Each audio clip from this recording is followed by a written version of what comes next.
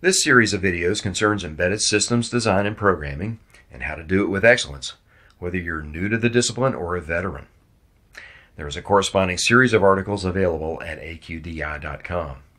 This video is about a few myths that won't die. The experts have learned to ignore the myths and just do their work, but many new engineers and academics are still being suckered. There are numerous fads that come and go in every industry. Like the fashion industry, the embedded design universe suffers with these on a regular basis.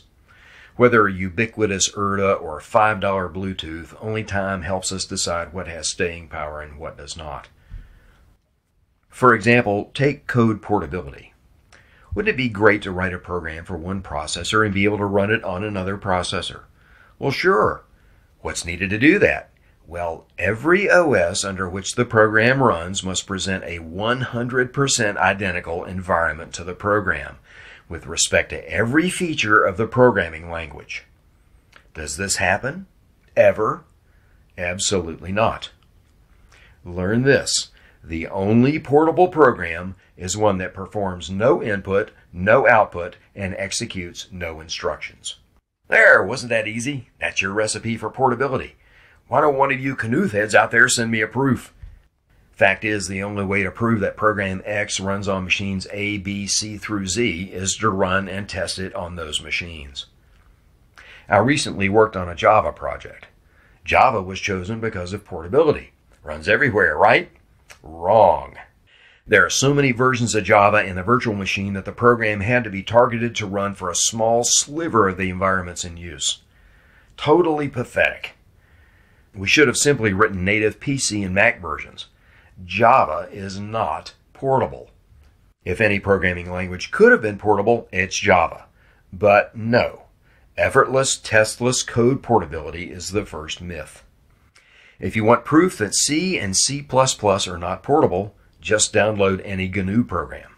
I've never seen such gnarly preprocessor code as is written by the open source community. You'll see layer after layer of pound if statements and pound define constants, all to make a simple program run on 5 different machines. If the language were portable, that would not be necessary. Need more evidence? I've run into various ANSI compilers which use differing precedents of operators, especially between logical and bitwise operations. To make my programs more portable, I always parenthesize everything. Impressing girls with your knowledge of operator precedence is a great thing at parties, but it's detrimental on the job. Next, let's look at data hiding. You certainly don't want your objects messing about in each other's data structures.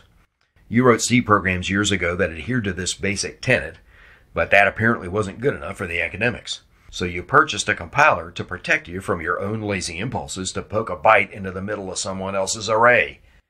Now you find that the entire OO world is gaga over data hiding, shielding from view the most basic internals of every object, and poorly documenting the stuff that's exposed.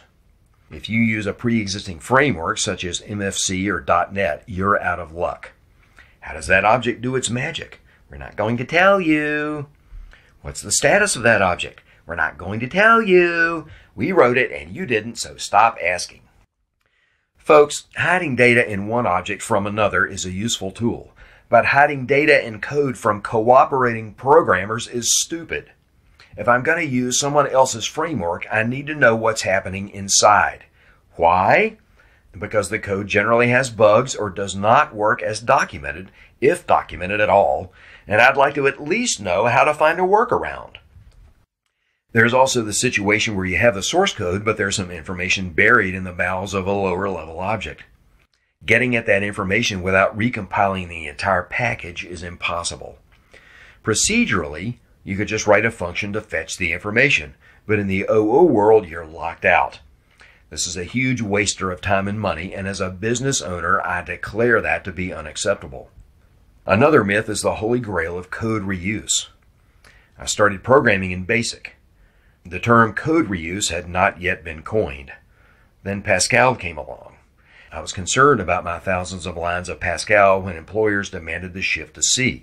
So I translated a lot of that Pascal to C. Then came C++, and I wrapped much of my procedural code in objects, being promised that code reuse would soon materialize. Now, all that has been deprecated in favor of C#, where you can't create a string without wearing safety glasses. The companies that propagate these tools care nary a bit about code reuse. I have written 1 million lines of code and all of it works, but I cannot reuse any of it. Soon the C# craze will fade, and we'll be on to C# or C++ sharp or whatever, and we'll be promised that code reuse is the reason. Again, engineer, you can reuse every line of code you've ever written, but only if you resist the fads.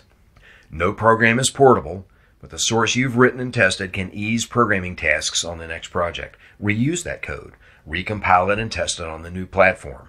Don't believe the hype of tool vendor fostered code reuse.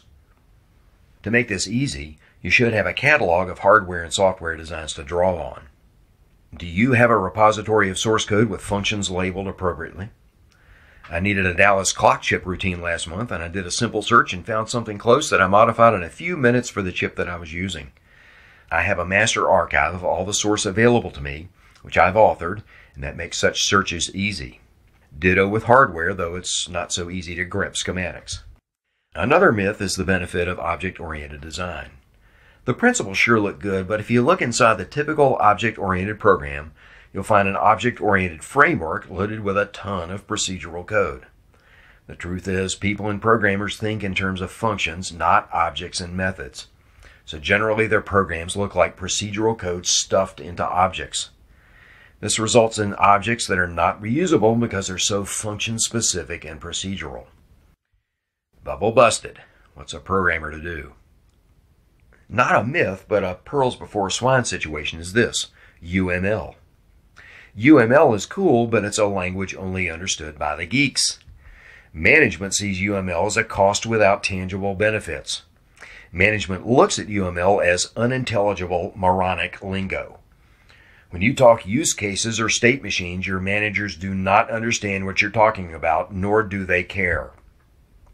What they care about is getting the product done on time and under budget. Talking UML in a status meeting with marketing is like an auto mechanic explaining the guts of a transmission to Granny. A decent tool, no doubt, but be careful not to worship it. Keep these myths in mind and don't take them too seriously. Our next video tackles threading.